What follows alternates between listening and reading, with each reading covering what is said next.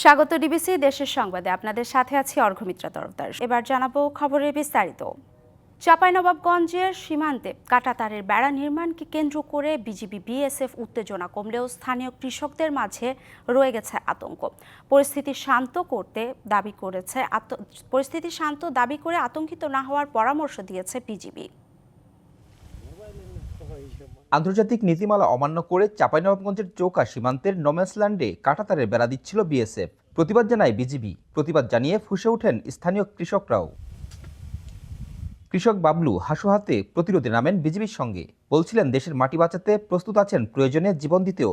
দেশ রক্ষা করার জন্য আমি ওখানে প্রস্তুত ছিলাম, তাদের কাঁটাতারের বেড়া দিতে দেব না। সেই বাংলাদেশি কৃষক ও বিজিবির প্রতিরোধের মুখে শূন্যরেখায় কাঁটাতারের বেড়া দেয়া বন্ধ করতে বাধ্য হয় বিএসএফ। এখন উত্তেজনা কমলেও কাটেনি আতঙ্ক। বর্তমানে শান্ত আছে, কিন্তু কৃষকের আতঙ্ক আছে, না জানি হয়তো কোনো সময় আমাদের গুলি ছাড়তে পারে। ওনারা সীমান্ত এলাকায় গেলে অনেক জায়গায় গোলাগুলি করে, কৃষককে মেরে দেয়।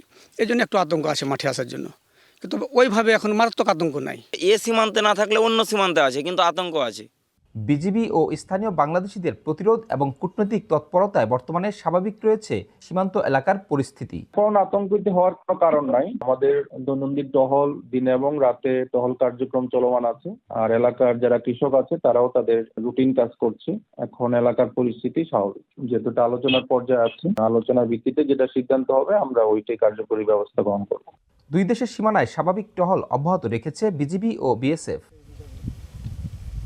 Sourav Habib, DBC news, Rajshahi. ভোলা শহর রক্ষায় ব্লক বাঁধের কাজে গড়িমসির অভিযোগ উঠেছে ঠিকাদারদের বিরুদ্ধে। টেন্ডার প্রক্রিয়া শেষ হলেও প্রকল্পের ২৬টি প্যাকেজের মধ্যে ৬ মাসে কাজ শুরু হয়েছে মাত্র ৮টির। এতে বর্ষায় নদী ভাঙনের ভোগান্তির আশঙ্কা মেঘনা পাড়ের মানুষের। তবে শিগগিরই কাজ শুরুর কথা জানিয়েছে পানি উন্নয়ন বোর্ড। মেঘনা নদীর ভাঙন হতে ভোলা সদর উপজেলা রক্ষা প্রকল্পের আওতায় পানি উন্নয়ন বোর্ড ৬৮৯ কোটি টাকার একটি প্রকল্প হাতে নেয় ২০২৩ সালে। এর মধ্যে রয়েছে রাজাপুর, পূর্ব ইলিশা, কাচিয়া ও ধনিয়া ইউনিয়নের ১২.৫ কিলোমিটার এলাকার মধ্যে ৪ কিলোমিটার নদীর তীর সংরক্ষণ, ৩ কিলোমিটার নদীর তীর শক্তিশালীকরণ ও ৫.৫ কিলোমিটার উপকূলীয় বাঁধ পুনর্বাসনের কাজ। প্রকল্পের ২৬টি প্যাকেজের মধ্যে গেল বছরের জুনে ২৪টি প্যাকেজের টেন্ডার প্রক্রিয়া শেষ হয়। বাকি ২টিও প্রক্রিয়াধীন, কিন্তু এ পর্যন্ত মাত্র ৮টির কাজ শুরু হয়েছে। শুরু হওয়া কাজও চলছে কচ্ছপ গতিতে। যারা ব্লক মানা নেয় আমাদেরও বিনাশ করেছে। দেখেন আমাকে জমি জিরাতগিরি কি করছে, আমরা না পারছি গাছ করতাম, না পারছি একটা ফসল করতাম। 2 ঘন্টা না কাজ না ধরে তাহলে এটির লগে যদি ভাঙতে ভাঙতে ওগুলো ভেঙে যাইব। বর্ষার আগে না করলে এগুলো কিছুই থাকবো না। তাহলে ওই 3টা কাজ করে লাভ কি? নির্ধারিত সময়ে কাজ করতে ব্যর্থ প্রতিষ্ঠানের বিরুদ্ধে ব্যবস্থা নেওয়ার কথা জানালেন ভোলা পানি উন্নয়ন বোর্ডের এই কর্মকর্তা। আমরা ঠিকাদারদের বলছি যেন তারা দ্রুত সময়ে কাজ শুরু করে, এবং অনেক ঠিকাদারের ইতিমধ্যে তাদের ম্যাটেরিয়াল সাইটে আনয়ন প্রক্রিয়াধীন আছে। এরপরও যদি কেউ কাজ শুরুতে বিলম্ব করে, কাজে সময় ঠিকমতো করতে না পারে, তবে তাদের বিরুদ্ধে আমরা আইনানুগ ব্যবস্থা গ্রহণ করব। আসছে বর্ষার আগে প্রকল্পটির বাকি প্যাকেজের ঠিকাদাররা কাজ শুরু না করলে হুমকির মুখে পড়তে পারে ভোলা শহর রক্ষা বাঁধ। তাই দ্রুত প্রকল্পটির কাজ শুরুর দাবি স্থানীয়দের।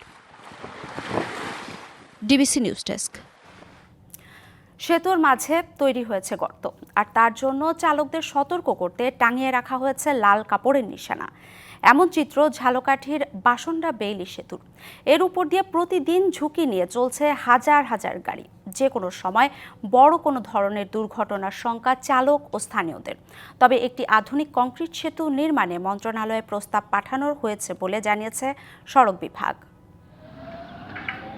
বরিশাল খুলনা মহাসড়কের ঝালকাঠির বাসন্ডা নদীর উপর ৮০-র দশকে নির্মাণ করা হয় ১২৫ মিটার দৈর্ঘ্যের এই বেইলি সেতু। সেতুটি দিয়ে প্রতিদিন কয়েক হাজার ভারী যানবাহন চলাচল করছে। হালে পদ্মা ও বেকুটিয়া সেতু চালু হওয়ায় বাসন্ডা সেতুর উপর যানবাহনের চাপ আরও বেড়েছে। কিন্তু ৭ বছর আগেই সড়ক ও জনপথ বিভাগ এটিকে ঝুঁকিপূর্ণ ঘোষণা করে। প্রতি বছর সেতু সংস্কারের নামে সরকারি অর্থ অপচয়ের অভিযোগও উঠেছে সেতু বিভাগের বিরুদ্ধে। গাড়ি চলতে চলতে ওই স্লিপারটা ডাইবে যায়, আজকে সারছে, আবার একদিন পরে আবার আটটা সারবে, আবার একদিন পরে আটটা ডাইবে যায়। এইভাবে প্রতি সপ্তাহে 2-3বার ডাবে আর কি। সেখানে এত ঝুঁকিপূর্ণ অবস্থা যে এখানে অ্যাক্সিডেন্ট হওয়ার চান্স 90%। যানবাহন চলাচলের সময় সেতুটির বিকট শব্দে অতিষ্ঠ আশপাশের মানুষ। যে কোনো সময় বড় ধরনের দুর্ঘটনার শঙ্কায় থাকেন চালক ও স্থানীয়রা। ব্রিজ ডাইবে যায়, ব্রিজটা খুবই ভালো না, এখন বর্তমানে ব্রিজের টেম্পার শেষ। যে কোনো মুহূর্তে গাড়ি পড়ে যেতে পারে এবং যে কোনো সময় 10 নামতে পারে। নতুন সেতু নির্মাণে উদ্যোগ নেওয়ার কথা জানিয়েছে সড়ক ও জনপথ বিভাগ। ইতিমধ্যে আমাদের ডিজাইনের কার্যক্রম চলমান রয়েছে। ডিজাইনটি শেষ হওয়ার পরে আমরা এটির প্রকল্পের মাধ্যমে বাস্তবায়ন কাজ করব। এছাড়া এই মহাসড়কটি আমাদের 4 লেনে উন্নীত করার একটি কার্যক্রম চলমান রয়েছে। ৩৫ বছর আগের বাসন্ডা নদীর এ বেইলি সেতুই নয়, ঝুঁকিপূর্ণ জেলার আরও বেশ কয়েকটি বেইলি সেতু ও কালভার্ট নতুন করে নির্মাণের দাবি এলাকাবাসীর। DBC news desk. দখলে দূষণে অস্তিত্ব বিলীনের পথে লক্ষ্মীপুরের রহমতখালী নদী। দীর্ঘদিন প্রভাবশালীদের দখলে থাকায় নদী খনন কিংবা সংস্কারের কোনো উদ্যোগ নেয়নি কোনো পক্ষই। দাবি উঠেছে সংস্কার করে নদীটি স্বাভাবিক ধারা ফিরিয়ে আনার। আর প্রশাসন বলছে শিগগিরই অবৈধ স্থাপনা উচ্ছেদ ও দখলমুক্ত করতে নেওয়া হচ্ছে ব্যবস্থা। লক্ষ্মীপুরে বয়ে চলা মেঘনা নদী থেকে শুরু করে রহমতখালী নদীর দৈর্ঘ্য ৩৬ কিলোমিটার। তবে এর ১৮ কিলোমিটার অংশ এখন মৃতপ্রায়। এতে নোয়াখালী জেলা ও লক্ষ্মীপুরের পানির স্রোত নামতে গিয়ে সৃষ্টি হয় জলাবদ্ধতার। নদীর দুই পাড় দখলে বাধাগ্রস্ত হচ্ছে পানির প্রবাহ। স্থানীয়রা বলছেন, দীর্ঘদিন ধরে প্রভাবশালীরা দুই পাড় দখলে নিয়েছেন ইচ্ছামতো। এমন দখলে দূষণে প্রশস্ততা কমে নদীটি পরিণত হয়েছে খালে, অথচ নেই সংস্কারের উদ্যোগ। রহমতখালী তো সংস্কার মোটেই করা হয় নাই।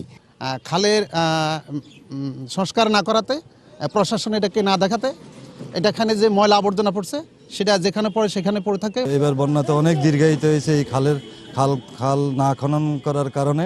ঢাকার থেকে মাল সামানা আইতো, ধান চাল গম সব কিছু। খাল বরট করে যদি সুন্দর করে পরিষ্কার করে দিত তাহলে আমরা আগের খালের রূপ দেখতে। নদীটি রক্ষায় আগামী বর্ষার আগেই নেওয়া হচ্ছে প্রয়োজনীয় পদক্ষেপ। ইতিমধ্যে স্টাডি প্রপোজাল আমাদের মন্ত্রণালয়ে গিয়েছে। স্টাডির রিকমেন্ডেশনের প্রেক্ষিতে আমরা খাল খনন সহ অন্যান্য বন্যার প্রকোপ প্রশমনের জন্য যেটা দরকার সেটাই করা হবে।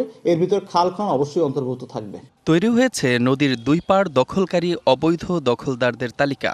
শিগগিরই শুরু হচ্ছে উচ্ছেদ অভিযান। থেকে পুনরুদ্ধার করার জন্য অবৈধ স্থাপনার তালিকা করেছি এবং আমরা দেখেছি যে বিগত কয়েক বছরে বেশ কিছু অবৈধ স্থাপনা এখানে রয়েছে, ব্যক্তিগত পর্যায়ে বা সাংগঠনিক পর্যায়ে। আগামী সপ্তাহেই শুধু রহমতখালী খাল নয়, আমাদের যতগুলো জলাশয় এই জাতীয় অবৈধ স্থাপনা বা প্রতিবন্ধকতা দ্বারা এখন আক্রান্ত, সেই বাধাগুলো অপসারণের আমরা উদ্যোগ গ্রহণ করেছি। 60-এর দশকে রহমতখালী নদী দিয়ে চট্টগ্রাম, বরিশাল, খুলনা ও চাঁদপুর সহ বিভিন্ন স্থান থেকে কার্গো, লাইটার এবং পণ্যবাহী জাহাজ আসত লক্ষ্মীপুর শহরে। DBC news desk. দখল আর দূষণে মৃতপ্রায় কিশোরগঞ্জের নরসুন্দা নদী।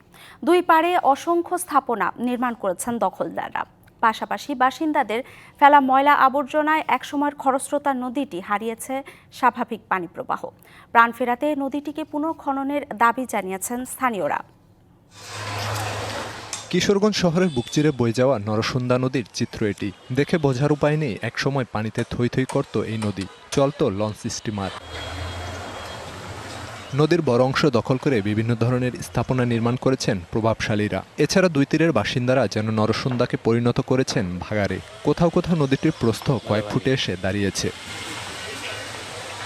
অস্তিত্বের সংকটে পড়া নদীটিকে আগের অবস্থায় ফিরিয়ে আনতে কার্যকর পদক্ষেপ নেওয়ার দাবি স্থানীয়দের। যে ময়লা আবর্জনা এগুলো পরিষ্কারের মাধ্যমে একটা স্বচ্ছ পানির ধারা ফিরিয়ে আনার জন্য কর্তৃপক্ষকে বারবার আহ্বান করছি।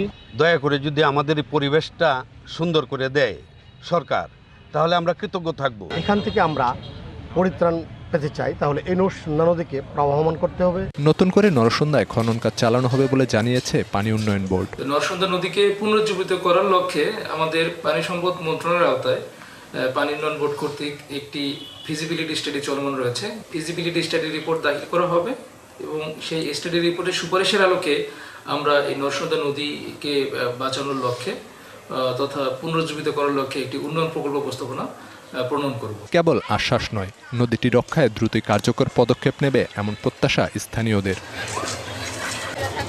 DBC news desk. দিনাজপুরের হিলি সীমান্ত এলাকার মাধবপাড়ায় জমে উঠেছে আগাম জাতের আলুর অস্থায়ী হাট।